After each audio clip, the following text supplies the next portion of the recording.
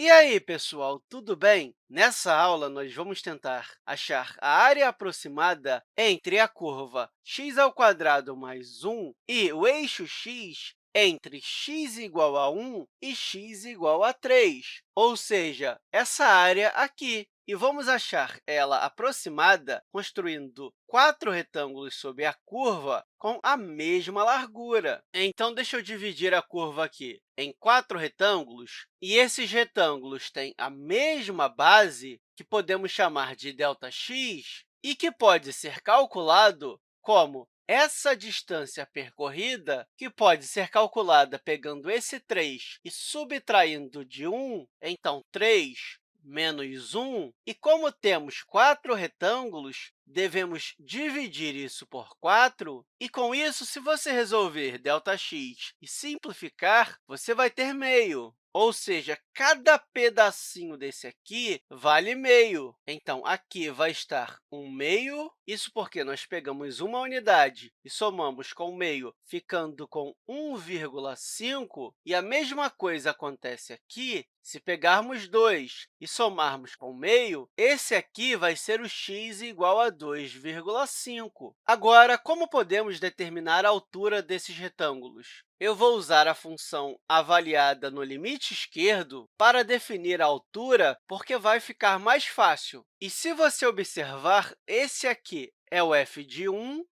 e ele é a altura do nosso primeiro retângulo.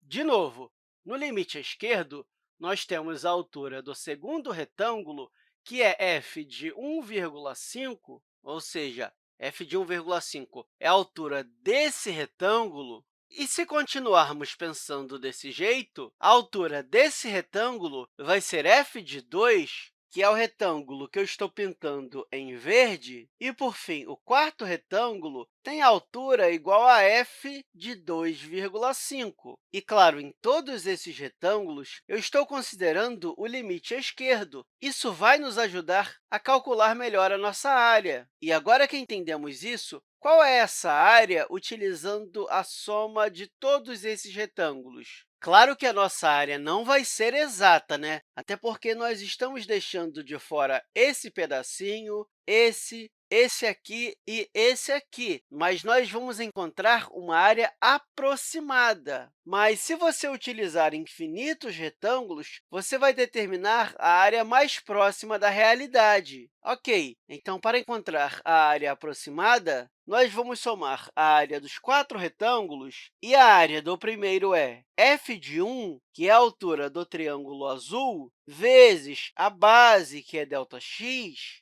então, vezes ΔX, e somamos isso com a área do segundo retângulo, então, mais f de 1,5, que é a altura desse retângulo, vezes ΔX, que é a base, mais a área do segundo retângulo, que vai ser f de 2 vezes ΔX, e somamos isso com a área do quarto retângulo, que tem f de 2,5 como altura, e multiplicamos pela base, que é ΔX. E isso vai nos dar a área aproximada sob essa curva aqui. E, calculando isso, nós vamos ter f de 1, que vai dar 1² mais 1, então 2, vezes o ΔX, que é meio, mais f de 1,5 vezes ΔX, e f de 1,5 vai ser 1,5² mais 1, que vai dar 3,25 vezes meio, mais f de 2 vezes ΔX. Então, calculando f de 2, nós vamos ter 2² mais 1